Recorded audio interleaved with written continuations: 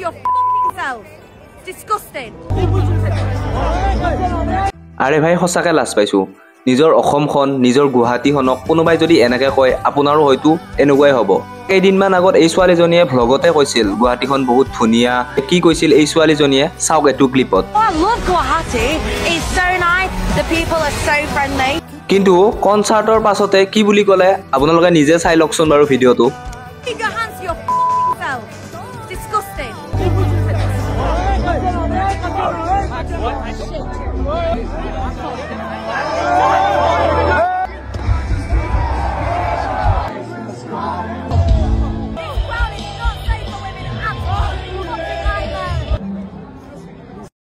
আৰে ভাই কনচাৰ্ট চাব যোৱা গোটেই মানুহটো বেয়া নাছিল ন কেইজনমানৰ কাৰণে এতিয়া বদনাম হৈ গ'ল গুৱাহাটীখনৰ অসমখনৰ আৰু এইটো কিছুমানে কি কমেণ্ট কৰিছে ভিডিঅ'টোত গৈ আপোনালোকে চাব সিহঁতৰ কাৰণে মানে শান্তি নাই আৰু য'ত ত'ত এনেকৈ বেয়া লাগে লাজ লাগিছে আজি সঁচাকৈ এইটো সৰু কথা নহয় সমগ্ৰ ৱৰ্ল্ডে গম পাই আছে আৰু তাত লিখি দিছে গুৱাহাটী অসম বুলি আৰু আপুনি ভাবিব পাৰে লাইট কেছ বাট এইটো মানে সকলোৱে গম পাই গৈছে ন এনেকৈ বেয়া লাগে ভাই আৰু 2-4 জনৰ কাৰণে এনেকুৱাকৈ নিজৰ আমাৰ অসমখন বা গুৱাহাটীখন বদনাম হ'লে ভাল লাগে জানো আপোনাৰ মন্তব্যটো ইয়াত কমেণ্ট কৰি জনাওকচোন